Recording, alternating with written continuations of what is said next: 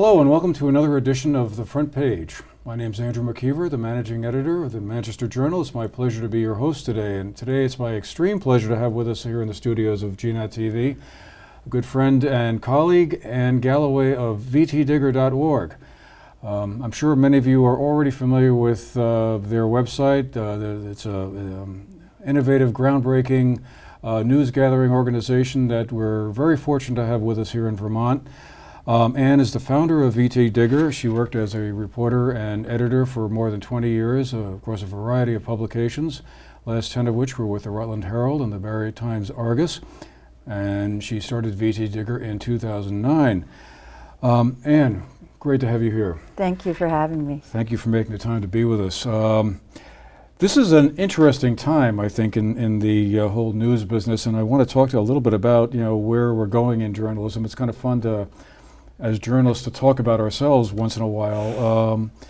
But I guess I just wanted to ask, just to kind of get things started, what prompted you to start Digger? Sure. Well, I had been an editor, as you mentioned, at the Sunday Rutland Herald and the Times Argus, and on June 16th, 2009, I was laid off along with a lot of other people. It was the height of the recession, and advertising had really dropped at the paper, and papers across the country laid thousands of journalists off that year. And so I happened to be among them. And the day that I got my pink slip, I knew that I wanted to stay in journalism, and that meant, in my own mind, that I needed to start something on my own. And so I began conducting research, and I discovered that there were small, nonprofit, online-only news outlets around the country. There weren't very many, but there were a handful that seemed to be somewhat successful. Voice of San Diego and MinnPost and Texas Tribune. And I started doing some research around what they were offering their readers and what might work for Vermont. And as I had worked at the Sunday Rutland Herald and the Times Argus, I felt that we weren't doing enough enterprise reporting or investigative reporting. And so I knew that I wanted to pursue more investigative reporting. And I knew that I wanted to cover state government and business. And so I came up with a business plan, and I actually went to the Small Business Development Center and figured out what might work. And then I tested the idea with 100 people. I made 100 phone calls, and I talked to people all over the state, and about half of them said, "Wow, that's a really interesting idea." And the other half said, "You're crazy, don't do it." I can imagine, that's what they said. Did you ever think about doing it as a traditional newspaper, or was it always kind of conceived as an online-only kind of source of news? Well, ironically, when I worked at the Sunday Rutland Herald and the Times Argus, I was not involved with the website very much. In fact, I thought that the website was difficult. It was always hard after a long night putting out the paper to think about uploading stories to the web and making sure that all the photos were right and so on. But what I discovered after I left the newspaper was that the internet had that people had started to develop open source tools. And there was one tool in particular called WordPress, a content management system that was virtually free for anyone to use on the web. And so I looked into this as an option, and it just seemed like a no-brainer because free is doable, print is very expensive and not so doable unless you have a fortune behind you, which I didn't. I didn't have any money really for the first 2 years, and not a significant amount of money. So I had a lot of energy and I had time, but I didn't have the kind of financial resources that one would need to actually print a newspaper, which is quite expensive. I mean, most newspapers spend, $1 million a year, depending on the size, just on paper alone. And so that was never an option for me. Yeah, and this is where people are gravitating. It's where young people are going, and even older people, as we've found with our demographic, really like the web, and it offers some unique opportunities for readers. We can post original source materials, we can post links to other news sites, to government sites, and we can post slideshows. It's really, what's great about the web is it's so dynamic. you have an option as a reader to start one place and end up some other place that's quite different. So it really becomes a journey that we help to, we put you on a path that can become an intellectual journey, which is a cool thing. Yeah. It's a great site, and I read it all the time. Oh, thank you. I rely on it a lot for coverage of state news and what's going on in Montpelier and what have you. But I was wondering, I mean, one of the big issues, I guess, around the transition to digital from traditional print in journalism seems to be the economics of it all. The old expression, digital dimes versus print dollars, advertising revenues. I mean, everyone can see that, there's obviously a website and online platforms are the future, and that at some point down the road, and who knows when, but it probably will be within a reasonably short period of time, the old printed newspaper will probably, really fade into the past.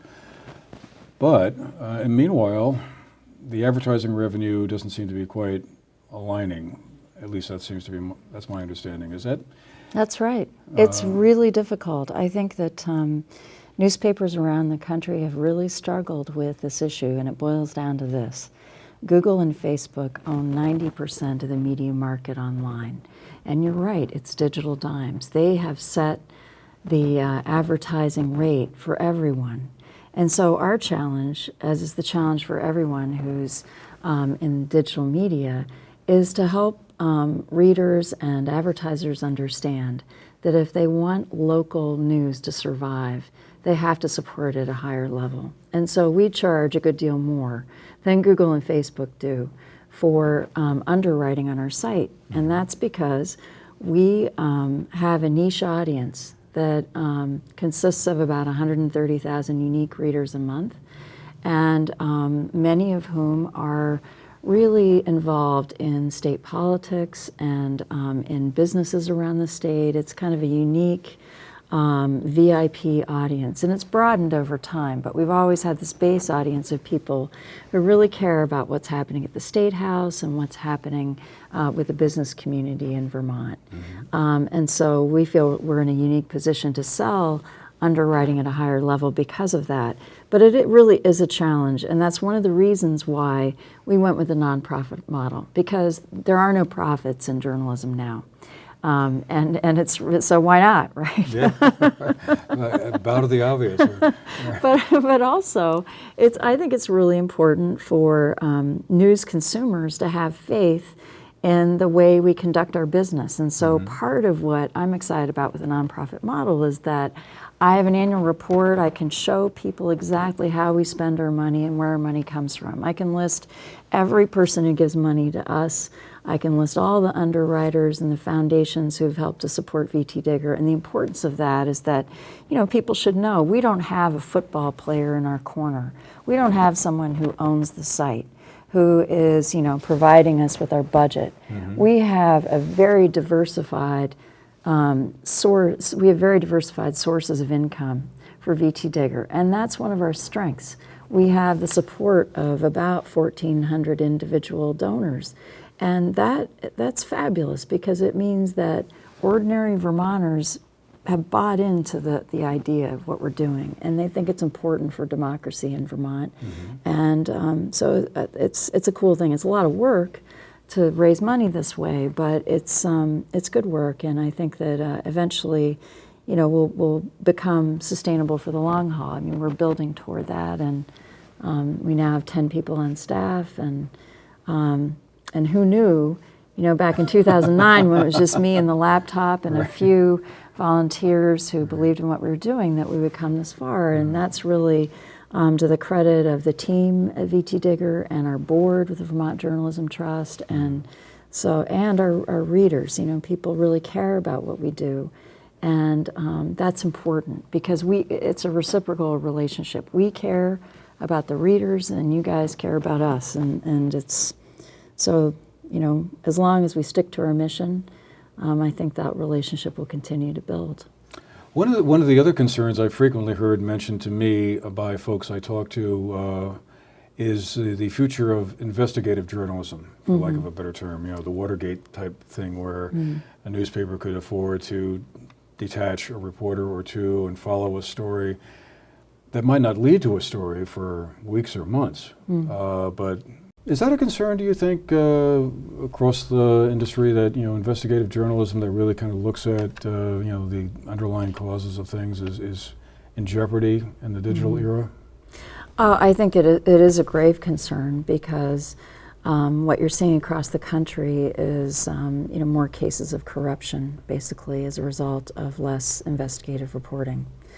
We even, I think, probably will see that in Vermont to an extent because journalists play a watchdog role in our society. And so now you see more instances of embezzlement, more instances of politicians acting on behalf of corporations in a way that maybe isn't ideal. And so it's very important for Vermont and other places around the country to maintain investigative reporting. And it's very difficult. I mean, we have developed what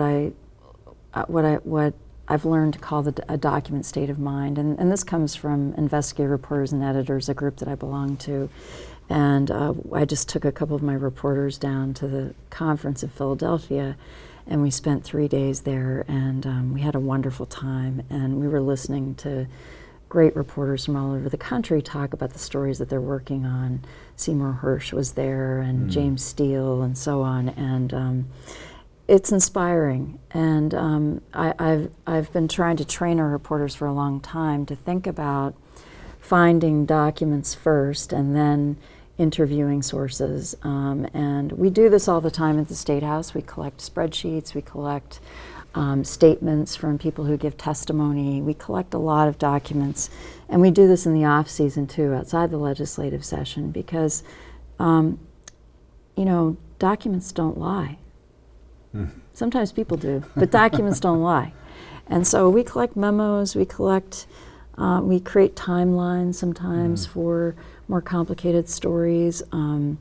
We look at lawsuits, we look at communications between state government and businesses, and all of these things are important to collect because they give us ideas for stories, and sometimes we find things. Like right now we're working on a series of stories about Rutland Mental Health Services, and the former CEO there had some difficulty with managing the nonprofit, and he just left last week. Right. And we've gotten some internal memos that show that the state has had grave concerns about how that program was run for several years, and so we're writing about that. And most of the story is based on the memos. You may know that I've been working on a series of stories about the J-Peak projects up in the Northeast Kingdom. Right. And that series of projects, which is worth $600 million, is reliant upon immigrant investor funds. And there are questions about how those funds have been used. And the state has been basically asking the developers to provide them with financial documents for almost a year now, and the documents have not yet been provided. So there are questions about what's going on with that. And so, you know, I'll have another story about this in the next week or so, but I've been sort of picking away at that story for a year. And so in our shop, because we are very small, we do have the daily beast to feed, you know. But because we have beat coverage, we have a healthcare reporter, and we have an environmental reporter, business, education, criminal justice, state finance, politics. Because we each have our beats, we can pull string on longer form stories as we go along. And beat reporting is great because it gives you an opportunity as a reporter to develop sources over time in your particular area of expertise. And you know, our job really is to build trust with sources. They need to trust us. They need to know that we're going to be fair and accurate in our reporting, which we are not always, you know, we're not perfect, but we really try to be fair and accurate in our reporting. And that builds trust with sources and with readers. I mean, readers want to see, they want to know what the truth is. And we try to help them understand what's really going on. But investigative reporting nationwide really has fallen off, and that's because metro dailies across the country have lost that advertising revenue that they need to sustain their reporting staffs. And I don't see that getting any better. I think, in fact, it's going to get worse. And God help us, you know, if the big metro dailies go down, because we really need journalism in our democracy to understand what's happening in government so we can participate, and so that we can hold public officials and even businesses really accountable to the public good. Let me just shift gears for a second and sort of just pick your brain as to what do you see as some of the big issues facing Vermont or coming along in the next year, year and a half or so? Are there any that come to mind you're lots. thinking, oh, that's really high on my radar screen right now? Well, I think that the property tax situation is going to continue to be an issue politically, and I think that you may see a move in the legislature this year to deal with the formula, because it's going to take a while if the state really does move ahead with consolidation of school boards across the state. You know, we have 277 school boards, and if we move toward a system in which we have, I don't know, 60, 80 school boards, and then there's the matter of school choice, especially in areas like Bennington County, Yes, it's a big deal which down is a here. big deal down here. And in the Northeast Kingdom, where I'm from, I actually live in Hardwick, so, you know, St. Jay and Londonville are also very concerned about this too. I think there is probably going to be a move in that direction to look at the formula again. Whether or not that will gain any traction, I don't know, but I know that lawmakers are still very concerned about accelerated spending for education at a time when school enrollments continue to decline. Sure. I do think that the Medicaid deficit that we've written about, it's going to be about $50 million. That's going to be an issue that the legislature is going to have to grapple with somehow. And the reason there is a gap is because we've seen an increase in utilization for the Medicaid population. Under the Affordable Care Act and the Vermont Health Connect program, Vermont has made a concerted effort to make sure that there are fewer uninsured people in Vermont. But the flip side of that is that there are more people getting insurance through Medicaid, Right. and they're using the program, and that costs money. And I'm not sure that we were prepared to understand and cope with how much more money that would be. So now we have this potential $50 million deficit. Some of this has to do with the formula, the federal formula. It's not solely the fact that we didn't project ahead, but we knew that this formula was going to change too. So we haven't really prepared for this as a state. In addition, we're going to have another budget gap and for all the other stuff in state government. And that's because we have a structural problem. And some people like to say it's just a structural budget problem, and then other people say it's a structural revenue problem. But realistically, it's a bit of both, right? We have a situation in which we're taxing things that people are no longer buying. So, for example, we have a sales tax that is no longer applicable to a lot of things that people are purchasing. We are not able to tax people who are buying goods on the web, for example. That's $30 to $40 million a year that we're not bringing in. And people are spending more money on services now. Right. And this isn't maybe you and me, but this is, you know, wealthier people who can afford services, like accountants and architects and people who might do landscaping and that kind of thing. You know, people are spending more money on services than they are on goods. That's how our economy is shifting. As we see more inequality between wealthy people and lower middle class or middle class people, the expenditures are happening on services rather than on goods. And then, you know, our income tax is quite volatile, the personal income tax revenues. We have a very progressive tax system, but it's sort of like a wedding cake. And I think sometimes when Forbes and Kiplinger's and all these groups evaluate our tax system, and they say that we have very high taxes. Well, that's true, except that if you look at the effective rate, it's about 5%, which is kind of average. But if you look at the marginal rate, which is the amount that we tax on the very highest section of a person's income, it's almost 9%. So, but it's like I said, it's like a wedding cake. So it starts out, it's a very small percentage for the first 20,000. It breaks down like a wedding cake. So you're not paying 9% on $1 million. You're paying 9% on 500,000, right? Right. So you're not. It's complicated, and a lot of people don't understand it. And at any rate, so there's talk of going to the adjusted gross income approach as opposed to taxable income, and most states in the Northeast tax on adjusted gross. So that would mean the elimination of exemptions on things like mortgage deductions and charitable deductions and things like that. And the legislature went ahead with a cap on deductions. And that's sort of a halfway step toward ultimately going toward AGI. So you may see a move toward that, although it will meet with great resistance, as you might imagine.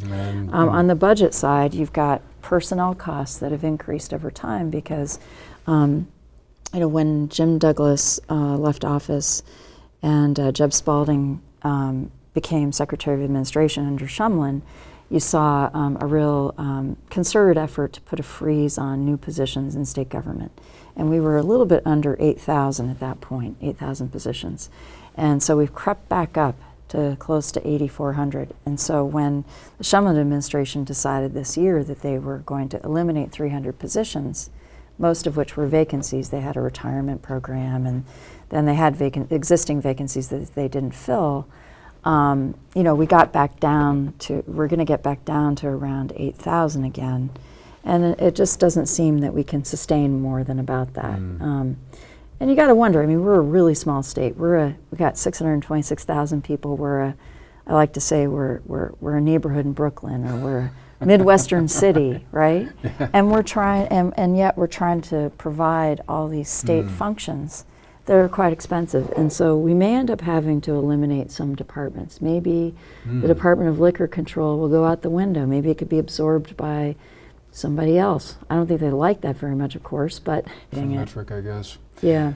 Well, speaking about things economic and so forth, perfect segue into giving us an opportunity to talk about a little event that you're going to be doing. The VTDIGGER will be hosting and sponsoring a panel conference, I guess. Would that be the way to describe it, at the Manchester Community Library on July 9th?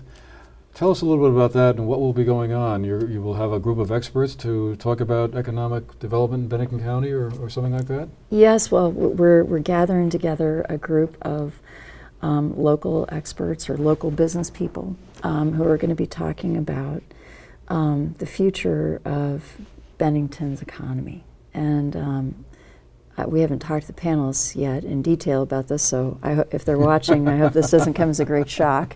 But the idea is that they would be looking at what kinds of jobs might be available in 20 years in Bennington County. What are people going to be doing? How are they going to be making money? How are they going to be spending it? Who's coming here? Who's leaving? And I think it'll be really dynamic. We have Amy Chamberlain from Perfect Wife. We have Trevor Mance. We have a professor from Bennington College. Wayne Granquist is going to be facilitating. And so anyway, I think it'll be exciting. Well, and it's certainly a topic that we're all interested in, where the economy is going, and particularly the southern half or southwestern corner of the state.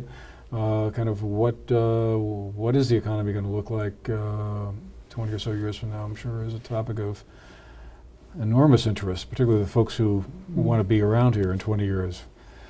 But So that will be at the library then, what, from 5 to 7, or have we? Yes, I believe so.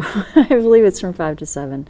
We'll have more information on our website about it, but and we're calling it a Digger Dialogue. That's the sort of frame for it. Great. And yeah, I think it'll be a fun panel, and I hope everyone can come. I mean, it's open to the public, and we'll be taking questions from the audience.